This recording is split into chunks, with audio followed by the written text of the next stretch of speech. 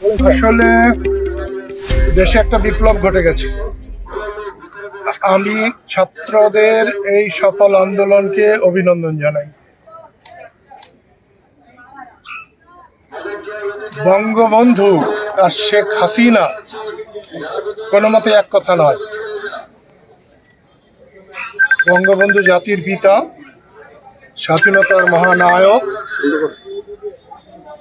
আজকে ৩২-এর বাড়ি যেভাবে জ্বলতে পুড়তে ধ্বংস হতে দেখলাম, তার আগে আমার মৃত্যু হলে অনেক ভালো হতো।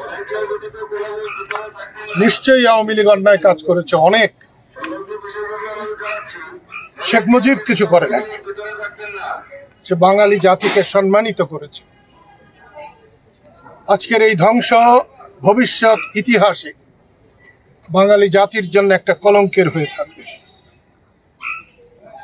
আমি সফল ছাত্র নেতৃবৃন্দকে বলবো,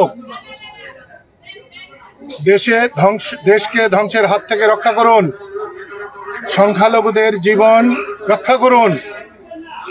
আওয়ামী লীগ করলেই কোনো দোষের নয়, কোনো আওয়ামী লীগের গায়ে হাত দেবেন না। দেশে শান্তি স্থাপন করুন, আপনারা জয় তিলক কপালে পড়ুন। আমি চাই এখন থেকে দেশে একটা শান্তি আসুক। অধ্যাপক ইউনূসকে তত্ত্বাবধায়ক সরকারের বা অন্তর্বর্তীকালীন সরকারের প্রধান করা হয়েছে, আমি তাকে অভিনন্দন জানাই। এবং তার এখন এক মুহূর্ত প্যারিসে বসে থাকার কোনো মানে হয় না। দেশে শান্তি শৃঙ্খলা আনতে না পারলে তারও পরিণতি এরকম হবে। সেই জন্য আমি সবাইকে ধৈর্য ধরতে বলছি, সবাইকে নিয়ন্ত্রণের মধ্যে থাকতে বলছি, এবং ছাত্র বন্ধুদেরকে অভিনন্দন জানিয়ে তাদেরকে বলবো, দেশে শান্তি শৃঙ্খলা রক্ষা করা এখন তাদের সবচেয়ে বড় দায়িত্ব, এবং সে দায়িত্ব পালনে তারা ব্যর্থ হবে না, এটাই আমি আশা করি। বঙ্গবন্ধু যুগ যুগ জীবিত থাকবেন, তার সম্মান যুগ যুগ থাকবে। যারা এই অপকর্ম করছে তাদের একদিন না একদিন বিচার হবেই হবে। ধন্যবাদ।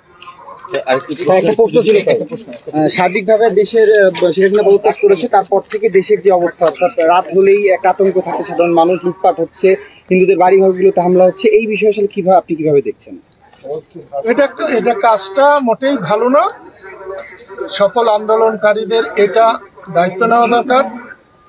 প্রশাসন যারা আছে তাদের দায়িত্ব নেওয়া দরকার, বিশেষ করে সেনাবাহিনীর লোকদের এর সম্পূর্ণ দায়িত্ব নেওয়া দরকার। হঠাৎ করে যে প্রধানমন্ত্রী শেখ হাসিনা চলে গেল, আওয়ামী লীগের নেতাকর্মীরা যারা রয়েছে তাদের কি দরকার ছিল? আওয়ামী লীগের নেতাকর্মীদের কিচ্ছু হবে না। বঙ্গবন্ধুর হত্যার মধ্য দিয়ে যে বিপর্যয় এসেছিল, এটা তার চেয়ে বড় বিপর্যয় নয়। হ্যাঁ, কিছুটা সময় তাদের ভয় যাবে, ভীতি যাবে, কষ্ট যাবে, কিন্তু এটা একেবারে কিয়ামত হয়ে যাবে না।